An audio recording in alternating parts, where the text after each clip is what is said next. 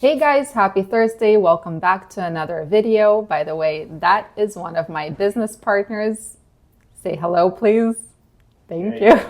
So anyway, it's the end of the week, which means it's time to start looking at how the freight market has changed week over week. We're also going to take a look at where the relatively better places are for flatbeds, reefers, and dry vans. Now, I do understand that it has been challenging for most of us this month. We do have to remember that it is February. In either case, let's take a peek at the market to see what has actually changed and in what direction. Ready? Let's go.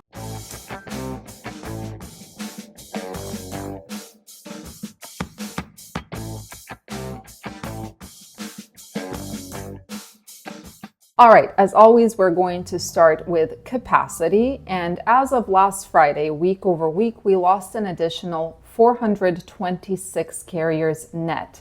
Again, this is very telling of the times. For a prolonged period of time already, almost a year, we're seeing a net negative change for carriers, right? More carriers are leaving than are coming in. But at the same time, what we will realize, and what we have already realized, that the amount of carriers leaving the market is not enough to tip this pendulum towards the benefit of the carrier. Now, in terms of general freight volume, we can see that volumes are still above the 2023 levels, but we also see that for the past few weeks, they have been going down. Although over the past few days, volumes did make a U-turn for the better. Again, February is one of the crappiest months in the trucking industry. Some of you will disagree with me. I see that some of you are doing better right now, which is fantastic. But for most carriers, it's pretty crappy. And we assume that the volumes will start picking up again in the coming months. Now, if we take a look at rejection rates, unfortunately, those fell by 0.29% since last week and are continuing to plummet down. Currently, rejections are at 4.52%. It's still higher than this time in 2023, but unfortunately, that trend is just a little concerning. Now, let's take a look at diesel prices, and we can see that diesel has stabilized over the past week or so. We are at $4.11 per gallon nationwide. It hasn't changed at all since last week. And I always say that as long as things don't get worse, we're already winning, although the diesel prices currently are definitely unacceptable. Anyway, let's chat about more specific data now. Let's start by looking at everything related to dry vans, starting with the spot volume.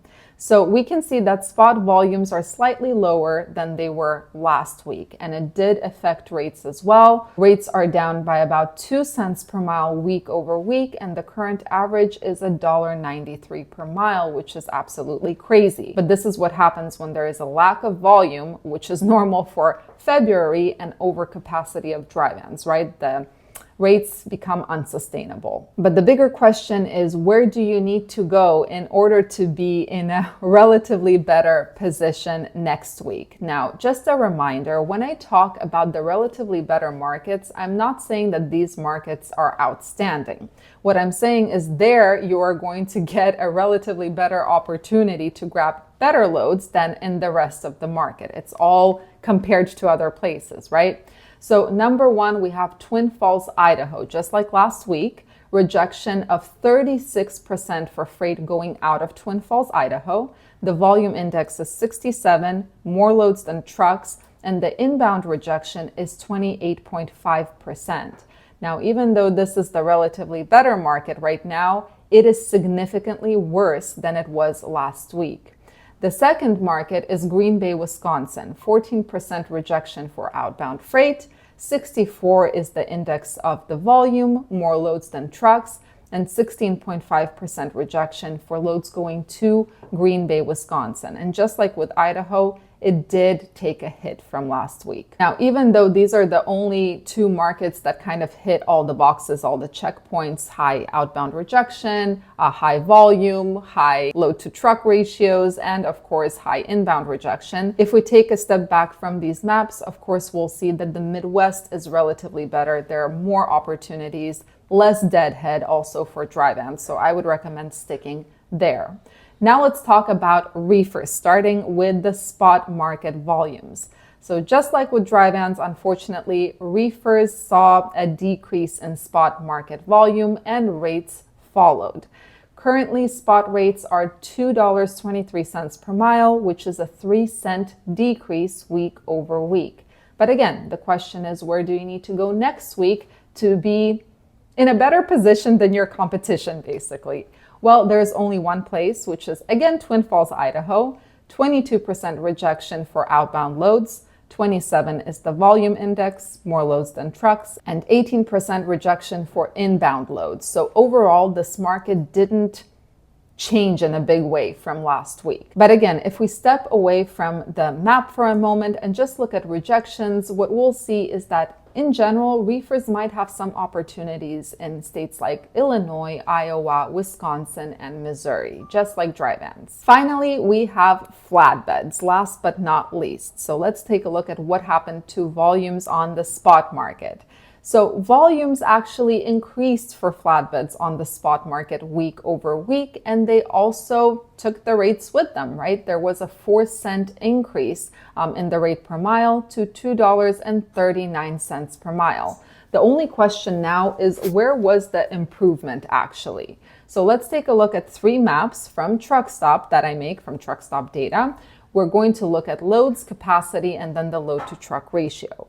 So if we take a look at the loads, the load volumes, we can see that unfortunately the Pacific Northwest pretty much died. There is very limited volume there. And something you will quickly realize is that in states like Oregon and Washington, there might seem like there are a lot of loads, but it's actually 1 or 2 shippers giving this load to 100 different brokers who repost that load 100 different times, and at the end of the day, the shipper covers the load, him or herself. Now, looking at the capacity map, it is very clear that trucks are migrating towards the Midwest and even the East Coast and the South away from the West right now. But the most important question, of course, is load to truck ratios. Where is the overcapacity? Where are there more loads than trucks? So as a reminder, red is less than a load per truck.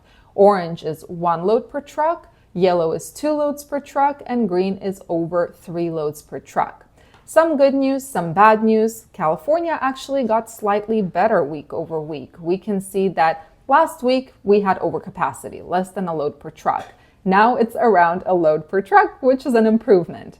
The Pacific Northwest died due to the lack of volume, of course, but just like last week, Maryland, Alabama, Mississippi, and Louisiana are still the areas where there are over 3 loads per truck, which means that you have the negotiating power. Now, last week, I talked about general capacity. I took all the loads, all the trucks, just to get an average of what the load to truck ratio is nationwide. It hasn't changed for flatbeds. It's still at 0.99, still over capacity, unfortunately. So that's what it is for this week. For the most part, there wasn't really any change. It's either stable bad or maybe slightly worse than last week. Again, in this kind of market, patience is a virtue. I do understand that it is challenging, but we will get through it one way or another. Anyway, guys, wishing you all a fantastic weekend. Stay safe, stay healthy, and keep learning. See you in the next video.